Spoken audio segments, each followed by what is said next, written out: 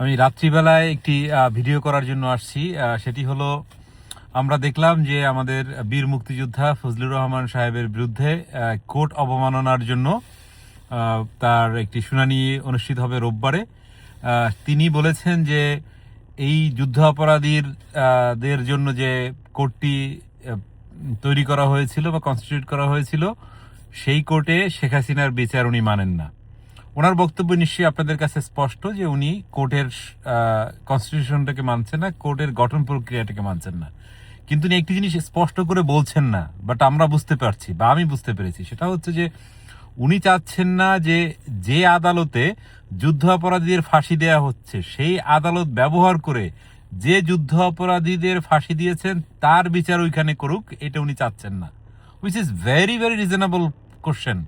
কারণ ওইখানের যে চিফ প্রসিকিউটর সেটা হচ্ছে তাজুলের পার্ট আমি বলি, সেই তাজুল এবং জামাতের পার্ট ওইখানে চুকিয়ে দেওয়াটা উচিত ছিল।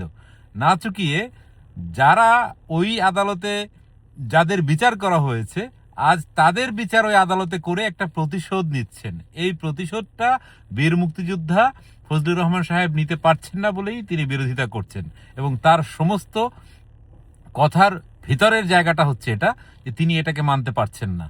আর বাকি যে কথাগুলো সেগুলো তিনি হয়তো ফর্মালি বলছেন, এবং এটা আমিও বলছি, এবং আমরা যারা মুক্তিযুদ্ধের পক্ষে রয়েছি, ওই আদালতটা একটা সিম্বলিক আদালত যেখানে এই অপরাধীদের বিচার করা হয়েছে যারা আন্তর্জাতিক যুদ্ধ অপরাধী, যারা আন্তর্জাতিকভাবে স্বীকৃত মানবাধিকার করেছে তাদের। সেখানে শেখ হাসিনা বা তার সরকারের এই কারসাজি করা এবং মেটিকুলাসলি ডিজাইন করা একটা বিচারের মধ্যে এনে তাদেরকে দেখানো হচ্ছে, দেখ তোদের কোর্টেই তোদের বিচার করছি। এই যে প্রক্রিয়াটা তাজুল এবং তাজুলগং জামাত ইসলামরা করতে চাচ্ছেন, সেটার বিরোধিতা করতে যেই মূলত ফজলুর রহমান সাহেব বলেছেন যে এই কোর্টকে তিনি মানেন না।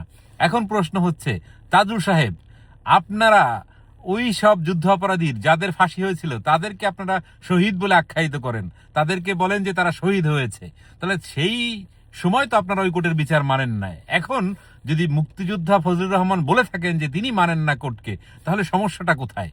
সমস্যাটা আসলে এখানে, এবং সমস্যাটা হচ্ছে বাংলাদেশ এবং বাংলাদেশের স্বীকারোক্তিতে।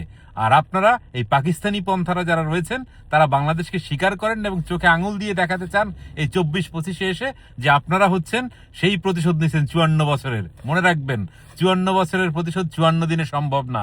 আগামী দিন আরো ভয়াবহ আপনাদের জন্য লেখা হচ্ছে।